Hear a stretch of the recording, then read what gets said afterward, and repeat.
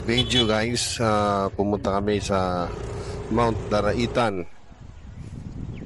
Dito sa lugar na to, sobrang sariwa, tahimik at maganda yung ambience. Ito ay para magpa-reserve para sa team building na gaganapin namin. Ito guys, makikita mo rito yung lugar, napakaganda, may mga kubo at tahimik. Pwedeng mag team building rito, no? Then dito kumain muna kami dahil napagod kami sa biyahe. Yan, tapos nag-explore kami sa lugar. Kung makikita nyo, marami mga kubo, may tulay at ang ilog, ang linaw-linaw. Makikita mo, napakaganda ng paligid, sariwa ang hangin.